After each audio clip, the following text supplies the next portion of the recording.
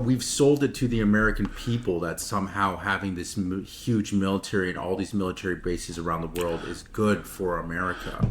I mean, I feel like you don't have to go that far to have it unravel and see like, hey, this isn't beneficial. Right. So is it just built off of the legacy of World War II, and we've just been carrying that for so long, and the collapse of the Soviet Union? I think in a lot of ways we're still living in that world. It's just like, I've talked about the unipolar moment in the 90s to explain our behavior vis-a-vis Russia. Like, we can't let that go. But I think in a larger sense, when we talk about the U.S. relationship with the rest of the world, we're still living in 1945 in the years that ensued, and it's something that we can't let go. We were the guys in the white hats to save the world, and it's that's why. And so we still get a great deal of reverence to the U.S. military. Now that's starting to decline. Because a lot of the woke policies and something, we've talked about that, but it's still there. There's still this residual respect and belief in the U.S. military. It's not nearly as strong as it used to be, but it's still a powerful force. Okay. Well, let's see. Maybe it'll eventually. It's changing. These things are all changing, but I'm always surprised about how slow it takes things to change. Yeah, no, it's true. It's just that that's right. I mean, there's always things have actually already changed, and that's what we're talking about. They really have already changed in a really big way. Things are very different now than they were just a couple of years ago. Especially a watershed event was. The launch of the SMO and the Western reaction to it, and that's already changed the world. But they have been changing since, rapidly over the last several years, and at maybe the slower pace over the last couple of decades. We're in a completely different world right now, but the world, the consciousness actually tends to lag.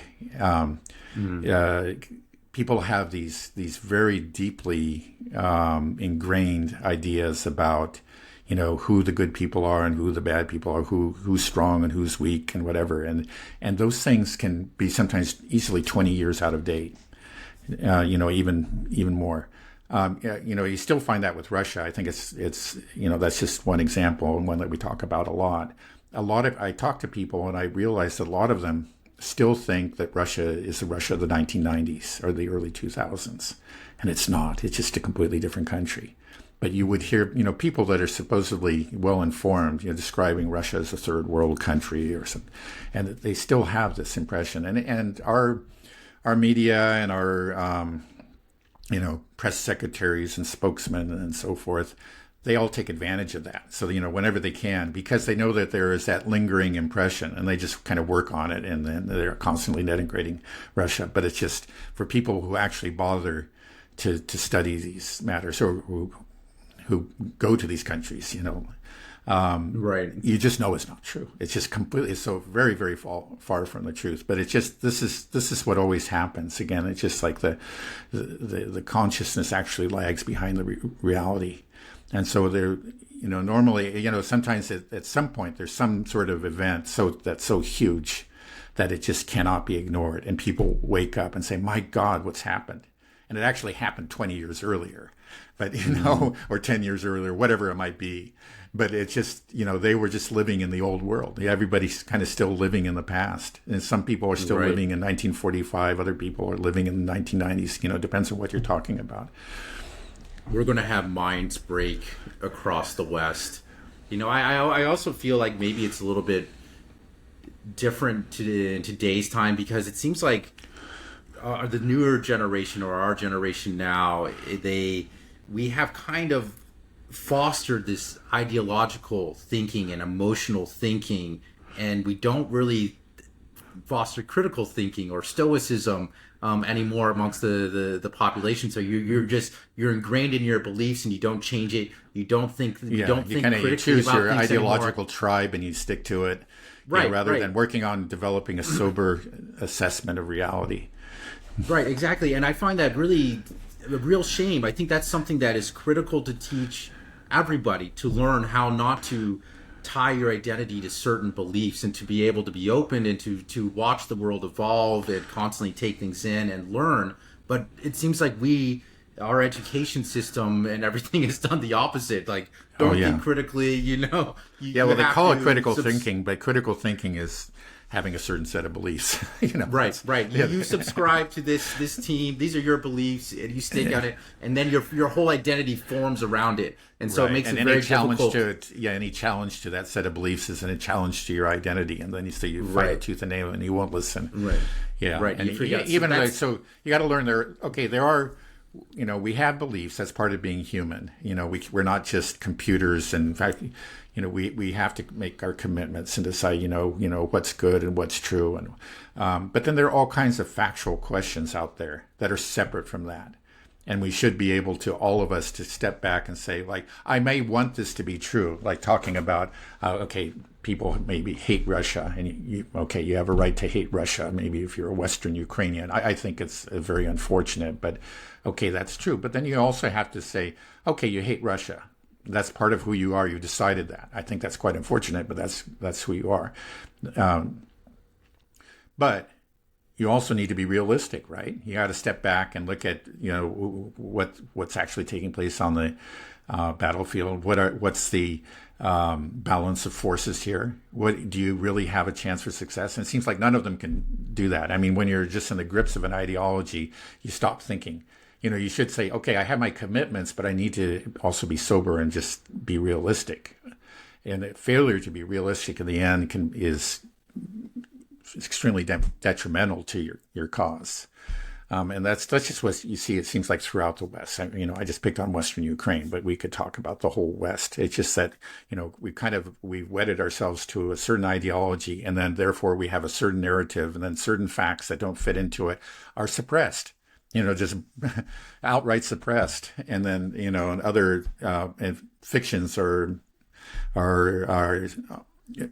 magnified. And it's just like, we develop this, you're talking about individual personality, it's true, but then there's this larger collective personality of the West that has gone down this route. And I think in the end, it's going to be to, I don't know if I should say the destruction, but, it's greatly to the detriment of the West. Do you think this was intentional to make people, kind of compliant? I guess I know they're okay. Let's say there are people who always kind of assume, go to the conspiracy theory and the who see intention behind everything. And I admit that sometimes, there are conspiracies. No question about it. I think, for example, there clearly are, groups that have worked to change our perception of Israel, and that was intentional. But there also were, the grassroots movements like Christian Zionism that actually rose separate from that. So anyway, that's just one example. I mean, sometimes there are conspiracies. There's no question about it. I guess I tend to go. I see there's an awful lot of incompetence and foolishness in the world, and people can be very intelligent, but they can also be very, very deluded. And sometimes the most intelligent people are the most deluded. And I think that this, in the end, it's not actually to the benefit even of our leaders. It definitely isn't. I think in the end, it's actually, it may be to the short-term benefit of like certain corporations or politicians in a particular election, that kind of thing. But in the long run, it's actually very much to their detriment. I mean, this whole ideology, this whole way of thinking or lack of thinking has actually harmed us grievously. But it's something that has, it's just kind of risen out of our own weakness and our own foolishness. I know I'm speaking in very vague terms, but I think it's important to realize that humans are very imperfect creatures, and it's a mistake to think that the people at the top are somehow, completely in charge of everything that they do, that they really understand what's going on and they're kind of like pulling the strings. No, they're very imperfect creatures, and they get deluded, and they just, they go down these in the end, just extremely, you know, they become slaves of ideologies. You know, they're not above it. Let's put it this way. I think in the end, it's like the ideology develops as a result of all kinds of vanity and foolishness and short-sightedness on the part of humans, and you know, that exist among us. And then, but that ideology in the end ends up ruling us, and it's not that we're really in charge. Right. Right. I mean, Speaking clearly, at a very I think metaphysical level, but I think it's really very true. right. I agree. I mean, and clearly, it's obviously destructive in the long term, but I can see how it's just intentional in the short term. I mean, that's how our political system works. We want to tie people to these narratives, get them fired up, and we don't want people to think about things too closely. And so it's just this constant short term gain type of decision making that what we do. It seems like we're not capable of looking more than a couple days ahead in the future. I mean, you just look at. You know, just look at our campaigns. You know, here the political system. It's. I mean, it's just like I feel like my 3-year-old can think further in the future than what's happening in this country. So I don't know. I think it's. You know, that's all very true. You know, One thing is like whatever when you say whatever ideological system comes into place. I don't think they're actually. Well, we won't go down that path again, but.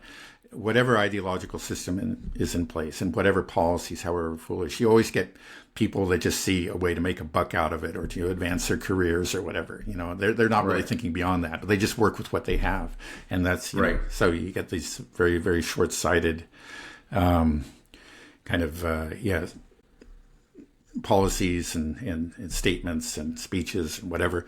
You know, just one example is just everybody's trying to outdo everybody else, you know, in their devotion to Israel. And not one of them is actually stopping and thinking about, is this good for the U.S.? But it's just like they know that that's the game and they play the game.